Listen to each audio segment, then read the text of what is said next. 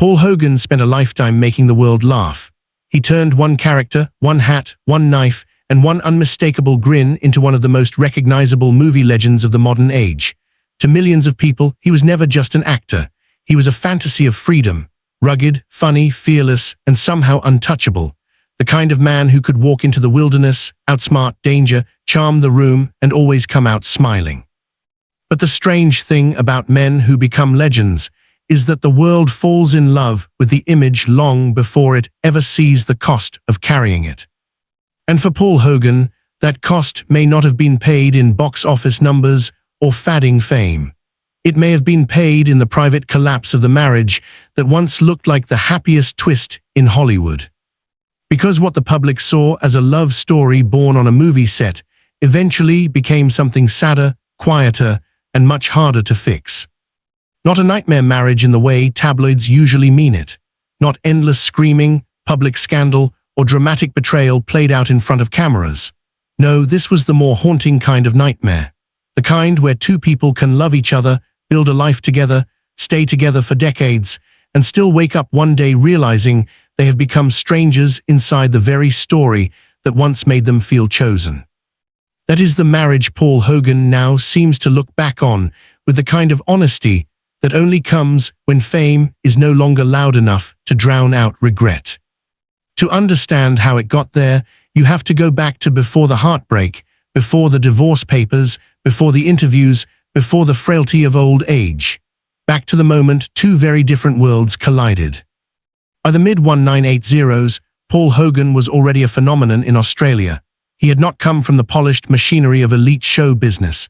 He came from something rougher, more ordinary, and more believable. Before he became famous, he had worked on the Sydney Harbour Bridge. He carried with him that rare quality audiences instantly trust, the sense that he had lived a real life before the cameras ever found him.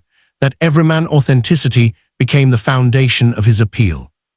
It made his humor sharper, his confidence more natural, and his rise feel almost impossible in the best way. He was not supposed to conquer Hollywood, which is exactly why he became so fascinating when he did. Then came Crocodile Dundee. It was more than a movie, it was a gamble, a personal bet that an Australian character rooted in local humor and outback mythology could somehow connect with the whole world. Hogan co-wrote it, he starred in it, he attached his name, his instincts, and his future to it. If it failed, it would hurt. If it worked, it would change everything. On the other side of that story was Linda Kozlowski. She came from a completely different path. American, formally trained, a Juilliard graduate, serious about acting, serious about craft. She had paid her dues in theater and in smaller screen work. She was not stepping into the film as a celebrity. She was stepping into it as an actress hoping the right role might finally open the door to something bigger. And then she met Paul Hogan. On paper, they were an odd match from the very beginning. He was instinctive, loose, funny, working from feel and personality. She came from a more disciplined acting tradition. In fact, in later accounts of the making of the film, it was said that Linda was initially so put off by Paul's casual approach that she wanted to quit. That alone tells you how unlikely this pairing once seemed. It did not start like a fairy tale. It started like friction. But sometimes friction is the beginning of chemistry. Somewhere between the scenes, the jokes, the long days, and the growing trust, the line between performance and feeling started to blur. Their on-screen connection did not have to be manufactured because something real was beginning to happen underneath it. And that is the kind of thing audiences always sense, even when they cannot explain it. They watch two people and feel that extra current, that little charge that says this is not entirely pretend anymore. There was just one problem. Paul Hogan was still bound to another life. Long before Linda, there had been Nolene Edwards, Paul's first wife, the woman with whom he had built a family and shared decades of history. They had married young, had 5 children, and their relationship had already survived separations and reconciliations. By the time Linda entered the picture, Paul's past was not some loose thread. It was a whole life already lived. Which meant that whatever began on the set of Crocodile Dundee was never going to be simple, no matter how romantic it looked from a distance. That is what gives the story its first real layer of sadness. Even at the beginning, when everything felt exciting and fated and cinematic, the cost had already begun. Then the movie came out, and the world exploded.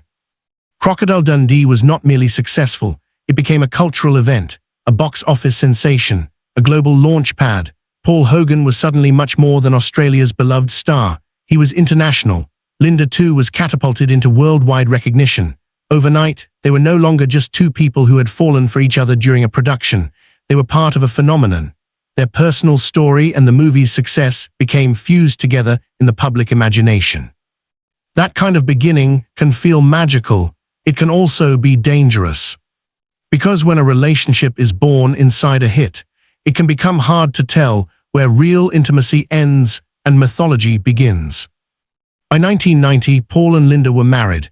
To the public, it looked like destiny had won. The on-screen romance had become real life. The star and his leading lady had chosen each other. It seemed glamorous, unlikely, almost mythic. Paul was older, deeply established, already carrying the gravity of the success he had built. Linda was younger, admired, and still full of possibilities. Together, they looked like a couple who had somehow stepped out of the movie and kept walking. And in those early years, there were all the right images. Success, property, wealth, film projects, the sense of a shared empire. Paul even built Linda a lavish home, a grand symbol of devotion that fit the scale of his fame. From the outside, it looked like he was giving her everything.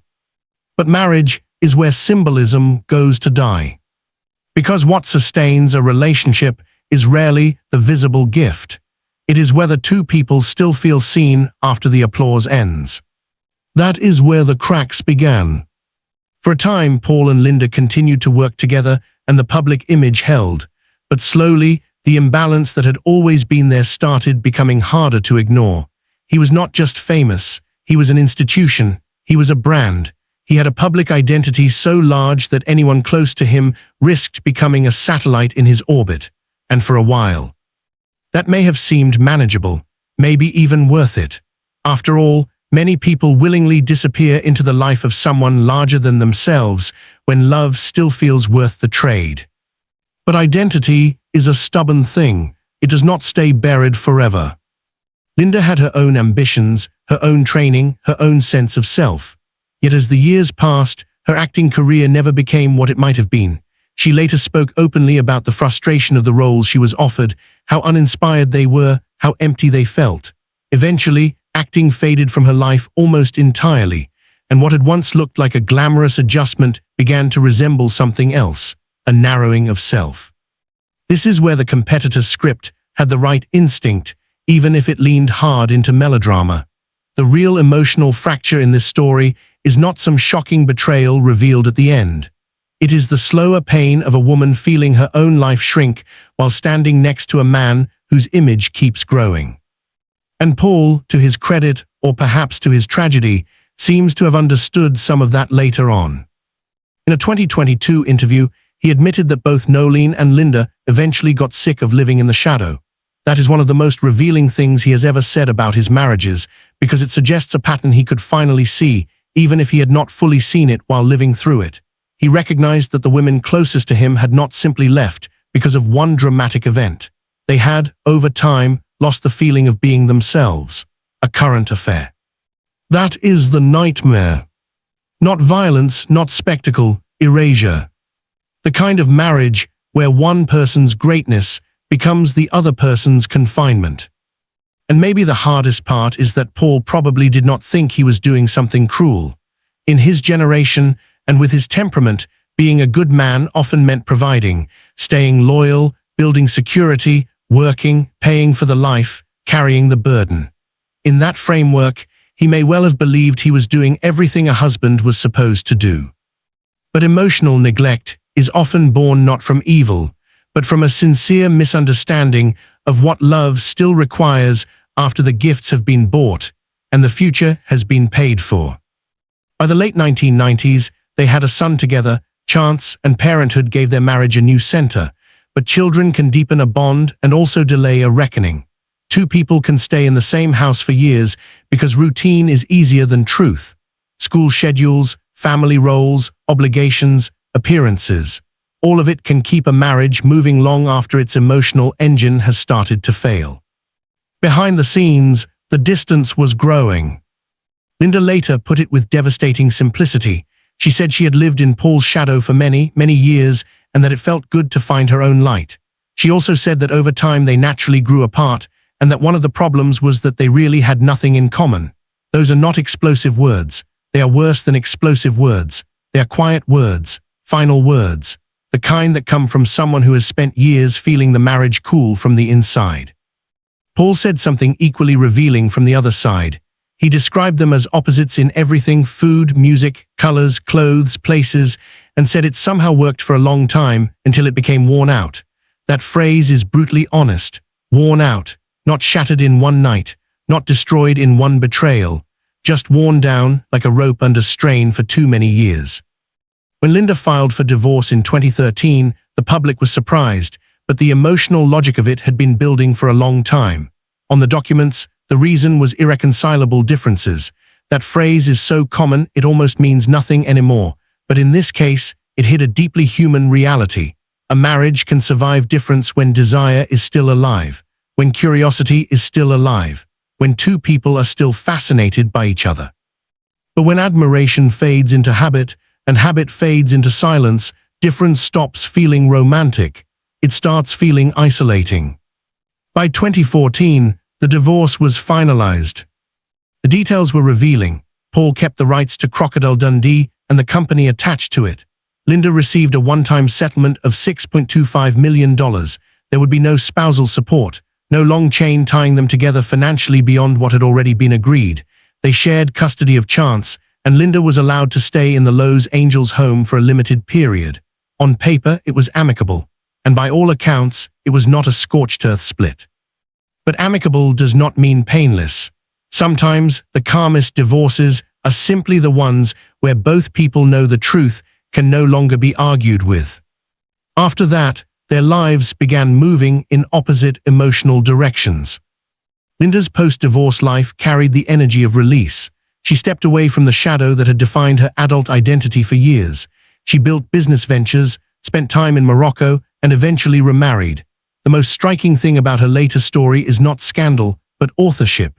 She stopped being the wife of and became the architect of a life that looked more like her own. That alone tells you how starved she must have felt for selfhood by the end of the marriage. Paul's life after the divorce looked very different. He remained famous, of course.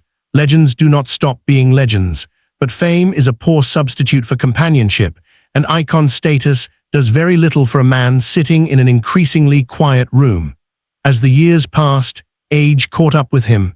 Health issues began eroding the physical toughness that had once seemed inseparable from his identity. In 2022, he spoke candidly about a serious medical struggle involving retroperitoneal fibrosis, steroid treatment, severe weight loss, shrinking muscles, weakness, and the humiliating little details of aging, including needing help with basic tasks.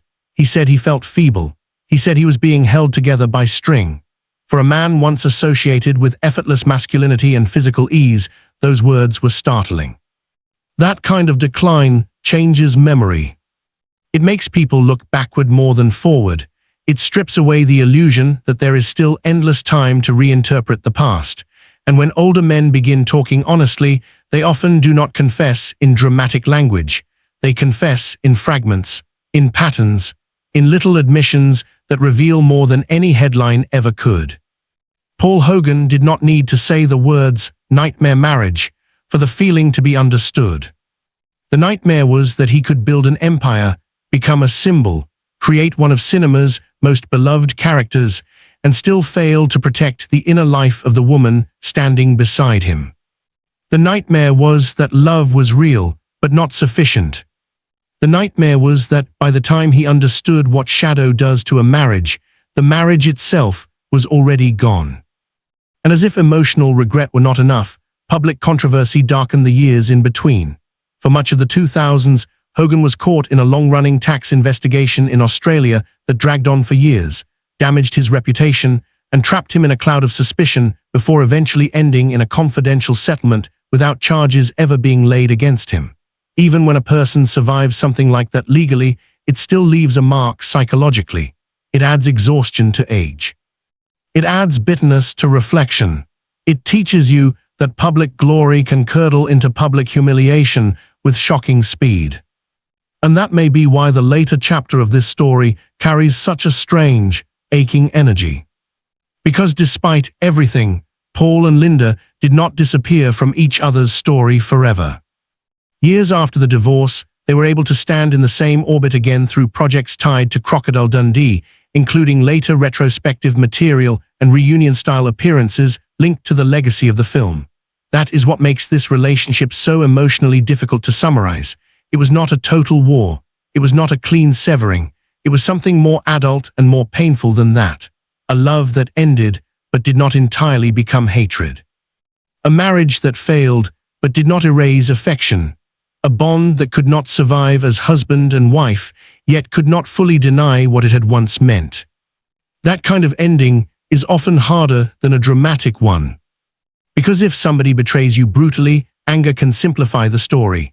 But when two people simply wear each other out, when love and disappointment grow side by side, when respect survives but closeness dies, the grief becomes more complicated. There is no villain strong enough to carry all the blame. Just time, just mismatch, just years of being misunderstood while still caring. And that is why Paul Hogan's reflections hit people so hard now. He is no longer just Mick Dundee to the public. He is also an old man living with the long echo of choices. A man who can finally see that success brought shadows into his home that charm could not fix. A man who can admit, directly or indirectly, that the women closest to him paid a price for loving someone the world considered larger than life. That is not a flashy confession. It is a devastating one. Because behind every global icon is often a private emotional reality that looks nothing like the myth. And in Hogan's case, the contrast could not be sharper. The man the world remembers as confident, funny, and indestructible now appears as something much more human, agging, reflective, physically diminished, and finally honest enough to recognize that some losses do not come from enemies or accidents. Some losses come from slowly not knowing how to love the person beside you in the way they need. That may be the most tragic thing about Paul and Linda's story. Not that they fell apart, but that for a long time, they probably believed the marriage was still being held together by history, children, loyalty, routine, and the ghost of the passion that started it. Until one day, it was.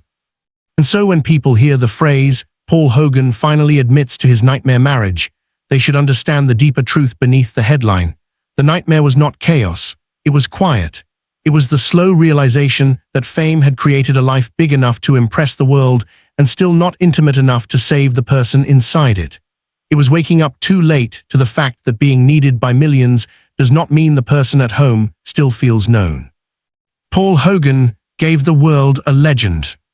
But when it came to Linda Kozlowski, what he seems to carry now is not triumph. It is recognition. Recognition that love can be real and still fail. Recognition that success can provide everything except emotional safety. Recognition that a marriage does not have to end in hatred to end in heartbreak. And recognition that some of the loneliest men in the world are the ones everybody spent decades believing had it all.